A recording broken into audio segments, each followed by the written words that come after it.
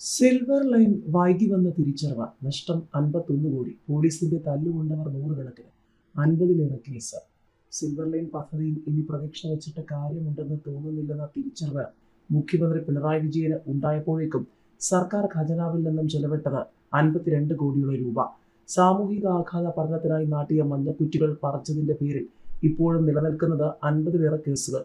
DPRന് അനുമതി കിട്ടാതിരുന്നിട്ടും Kerala rail development corporation (KERA) വിവിധ പഠനങ്ങൾക്കായി വീണ്ടും പണം ചെലവിട്ടുകൊണ്ടിരുന്നത് മുഖ്യമന്ത്രിയുടെ വാക്കിന്റെ പുറത്താണ്.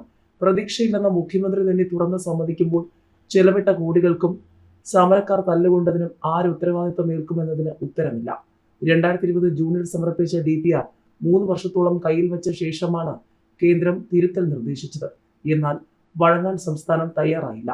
അനിശ്ചിതത്വം നിലനിൽക്കുന്നതിനിടയിലാണ് ബലപ്രയോഗത്തിലൂടെ സാമൂഹിക ആഘാത പഠനം നടന്നത്.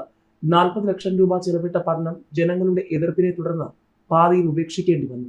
പദ്ധതി കടന്നു പോകുന്ന 11 ജില്ലകളിലും സിൽവർ ലൈൻ വിരുദ്ധ സമരസമിതി പ്രവർത്തകർക്കെതിരെ കേസുണ്ട്. കുറ്റി സ്ഥാപിച്ചുപോയ ഭൂമി ക്രയം ചെയ്യാൻ കഴിയാത്ത നിലയിലാണ്.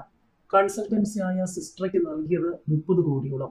ഭൂമി ഏറ്റെടുക്കലിന് ഓഫീസ് തുറക്കാൻ റവന്യൂ വകുപ്പിന് കൈമാറിയത് 17 കോടിയോളം. വിവിധ സർവേകൾക്ക് ചെലവായത് 6 കോടിയോളം. അങ്ങനെ 52 കോടിയോളം പോയ വഴി ഇങ്ങനെയാണ്.